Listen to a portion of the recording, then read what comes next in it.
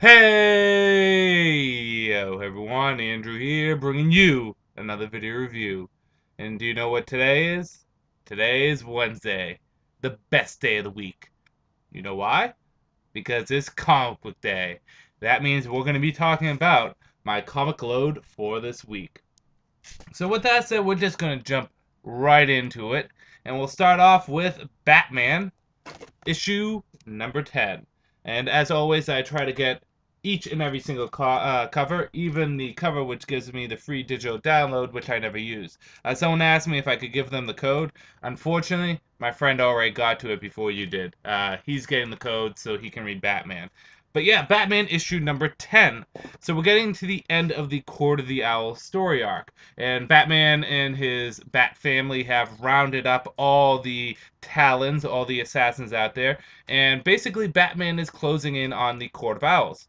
But he finds out that someone is working behind the scenes. Someone incredibly close to Bruce. Someone that has a connection to Bruce. And someone that's been playing not only Bruce, but the Court of Owls. And Bruce goes to actually confront this individual. And this individual makes his return to this story with a startling revelation that will shock and shake up the Batman universe. And it is quite a revelation. So I'm going to leave it at that because I don't want to give too much away. Let's jump into the good, the bad, and whether or not you should get it. Good. The revelation was something I didn't see coming. The person that came back, in hindsight, I look at it, I'm like, oh, well, maybe I could have pieced that together, but it was kind of a startling reveal. So the big surprise was well handled, and if you think about a few years back in around '06, '07, going into '09, Grant Morrison was talking about how his big revelation was going to shake up the Batman universe and Batman R.I.P., and it really didn't.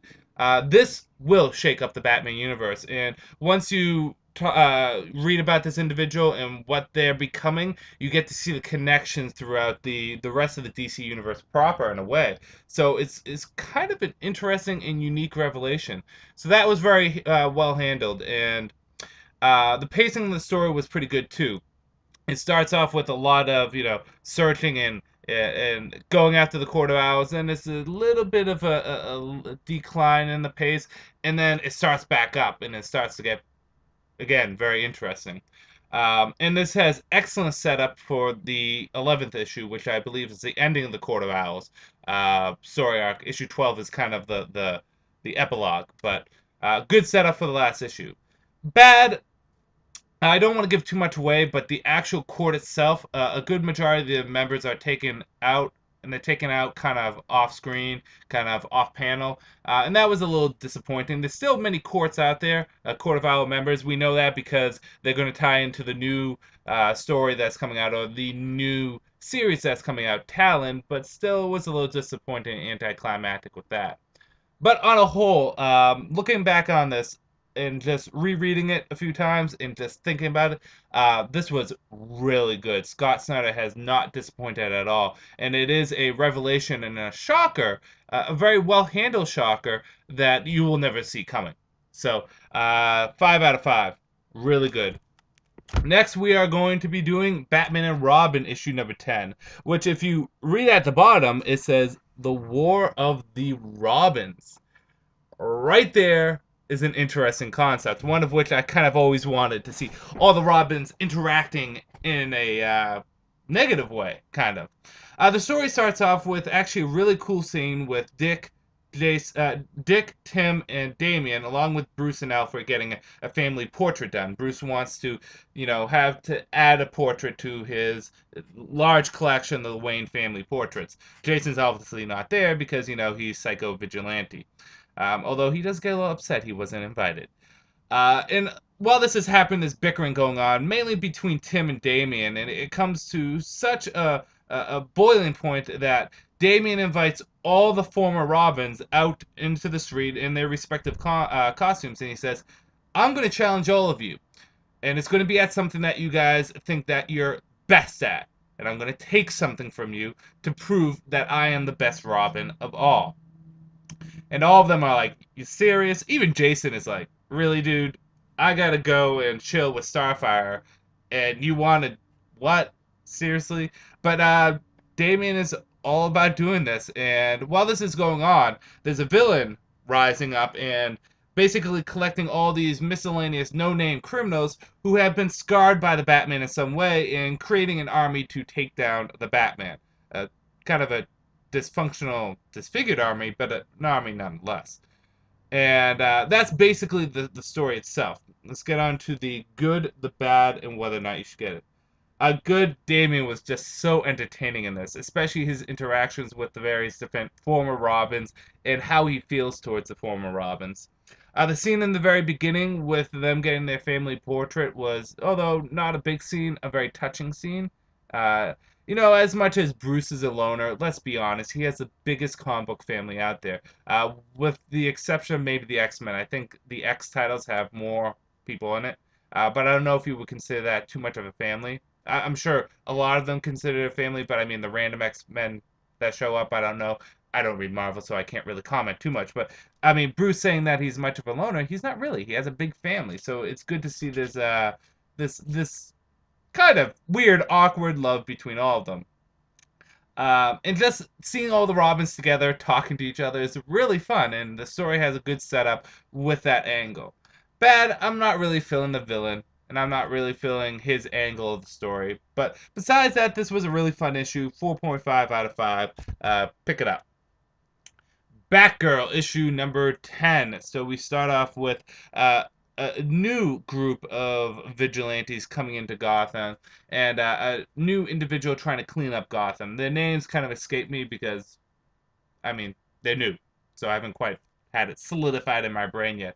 But it starts off with a very interesting thing with Barbara is that she's finding these common crooks, these car stealers, and one of them gets severely injured. And Barbara's trying the best she can to keep him calm and to keep him safe and to try to help him out. But it eventually kind of gets to a boiling point with these new vigilantes and what's happening with Gotham, and it's all tying in with Batgirl, and it's actually an interesting story that's kind of starting off. Uh, Good is the beginning opening scene with that guy getting injured. Really well done, especially with Barbara trying to help him out. Um, this new vigilante group, I don't really care for them that much, but the angle of the story is pretty interesting, especially with their leader trying to save Gotham from the street level up, while in contrast, Bruce is trying to save Gotham, starting up, going down. It's an interesting dichotomy going on between those two.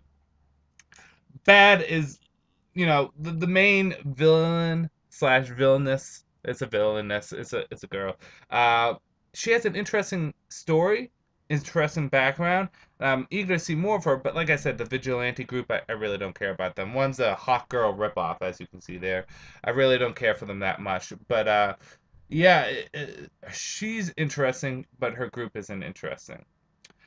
Two is Barbara makes a decision in this comic to do something, which I don't think Barbara would have done normally, but she did it, and she even regrets it later on, but still, it doesn't feel right. On a whole, though, the story was actually pretty good, and I will give this a 3.5 out of 5. Batgirl seems to be getting a little bit better. It's kind of been a roller coaster. There's been ups and downs and ups and downs. Gal Simone's, I don't know, Gal Simone can write Barbara Gordon like no tomorrow. But this is a different kind of Barbara Gordon. So I think Gail Simone is finally starting to get the rhythm going for how she's writing Barbara Gordon with legs and as Batgirl and even as a little younger. Because before Flashpoint, Barbara was, oh God, 27 minimum. Now she's back to being 18, 19. So, I mean, I guess her and Dick are the same age. And it's been said that Dick is around the age of 19. So it's interesting. We'll see where it goes. So 3.5 out of 5. That's what I give it. Ravengers, issue number 2. So I was impressed with issue number 1 of Ravengers. One, aesthetically, it looks good. Two, the team and the interactions is good. And three, is it does everything that a first issue needed to do. It introduced us the characters, their names, their powers, the dynamic of the team, and the direction that the comic is going. It did so well that I actually remembered all the characters' names. Lightning, Thunder, Beast Boy and Terra are given. Caitlin Fairchild, who is new to me, but a lot of people know her, and Ridge. So I kind of remember the characters. So it did everything that a first issue needed to do, and it was just a well-written issue. I believe I gave it a 4 out of 5. So I decided to, at least for now, to give the second issue a chance, and for the foreseeable future, maybe pick it up, because I did drop Stormwatch. Stormwatch just hasn't been living up to the standards that I gave it. So, what happened in issue number 2? Well, it's basically the members of Ravager, or at least these members, everyone but Beast Boy and Terra, running from Shadow Walker, which is another Ravager right here. And Shadow Walker is the first Ravager, and he's a badass one. And basically, it's revealed that Harvest wanted to release all these kids out into the world, but Caitlin Fairchild, she's causing trouble, and he doesn't want her to cause trouble, so he sends Shadow Walker to take her out. While this is going on, Beast Boy has visions or dreams of a former Teen Titan villain coming back to cause trouble. And a big Teen Titan villain. At least I always thought he was. So, leads off on an interesting note.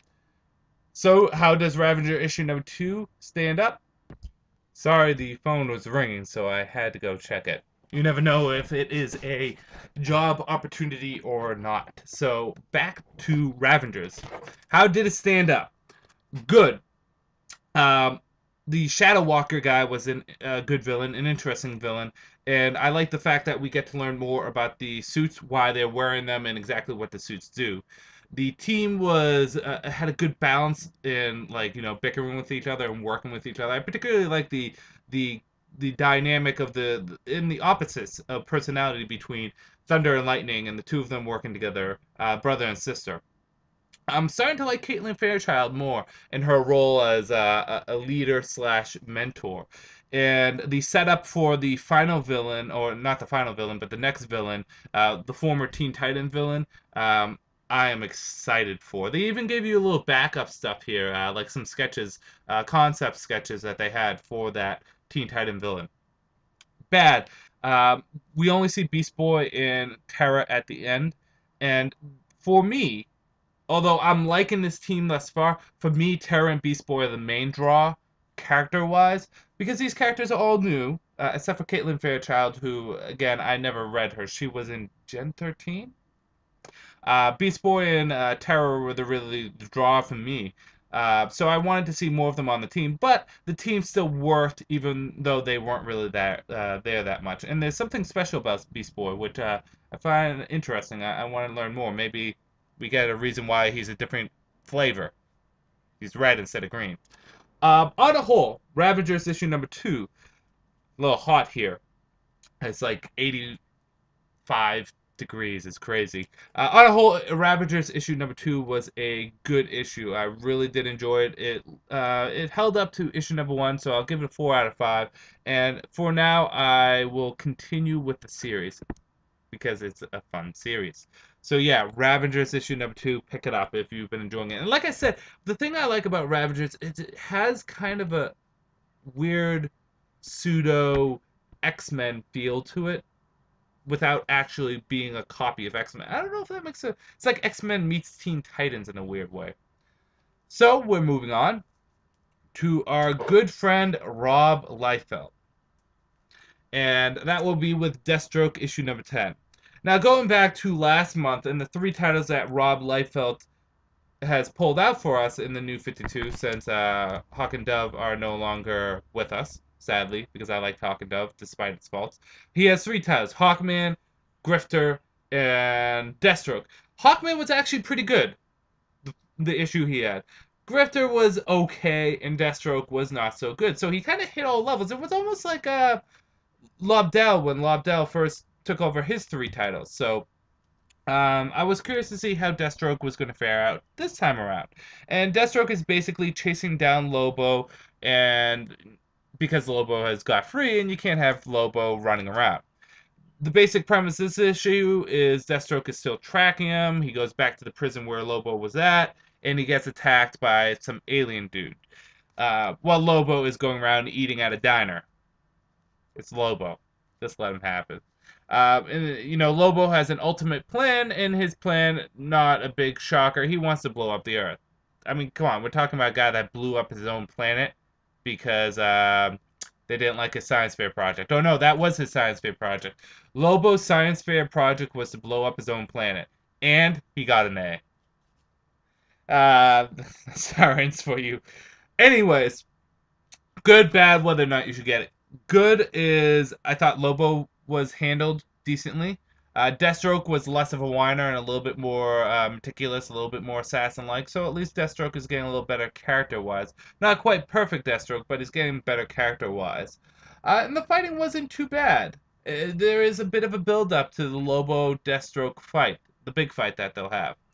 Bad is the biggest deter for me was the fact that there's just so many characters thrown at me, and I don't care about them. I think the only ones whose name I remember is Zealot, and that's it.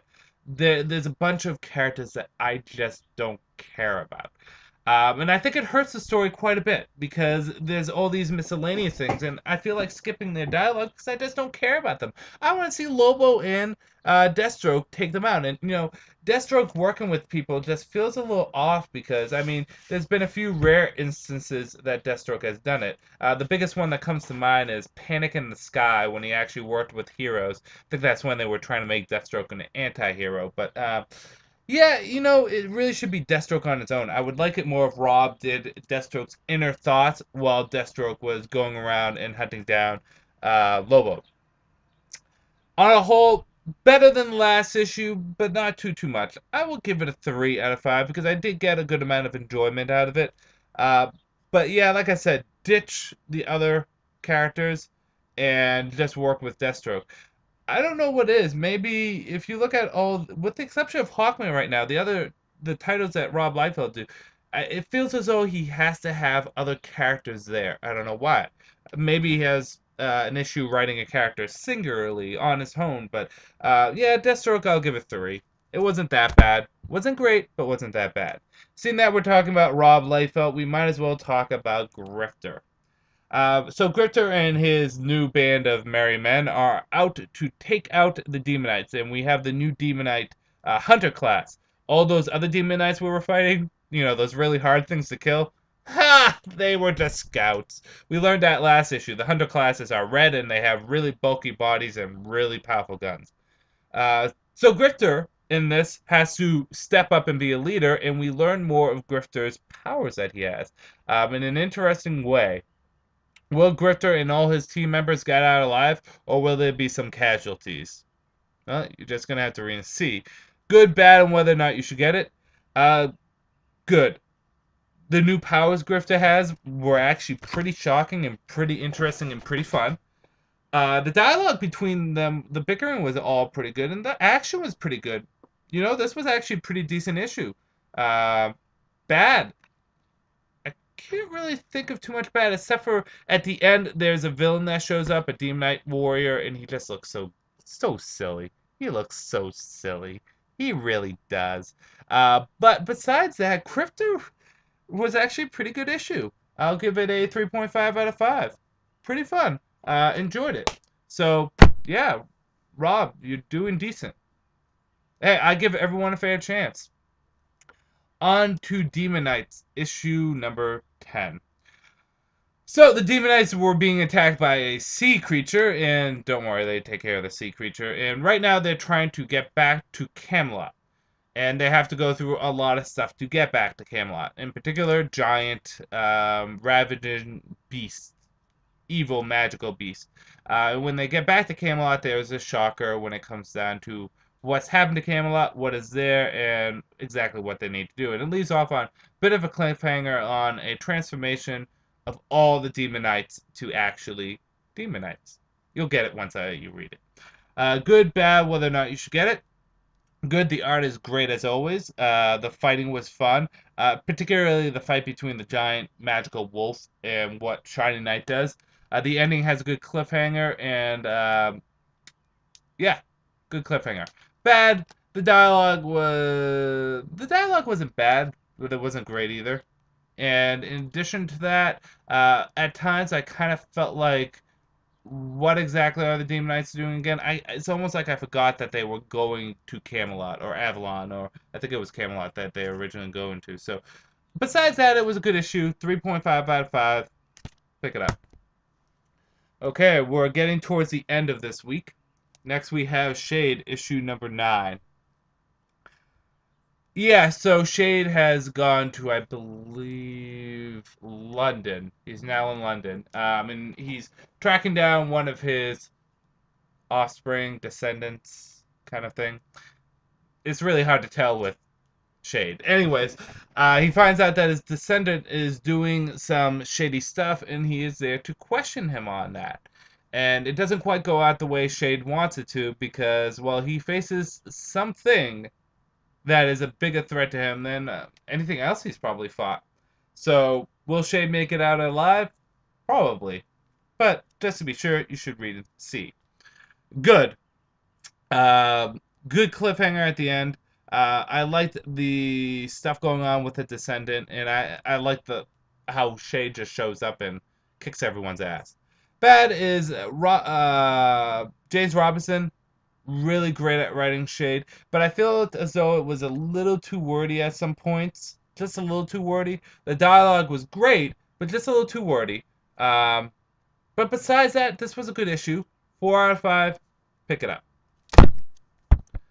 Um, James Robinson has just been doing really good with everything he's been doing lately. With Earth 2, with DC Universe Presents, and with this Shade.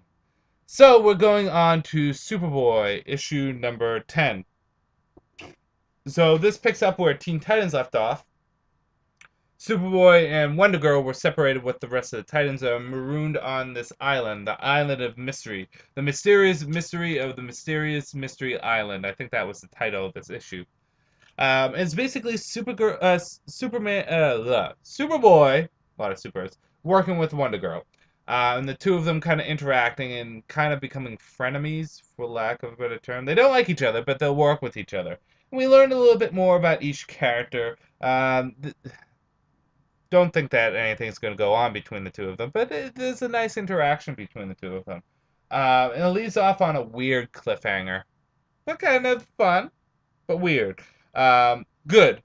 I liked the interactions between the two of them. I liked them actually sitting down and talking with each other.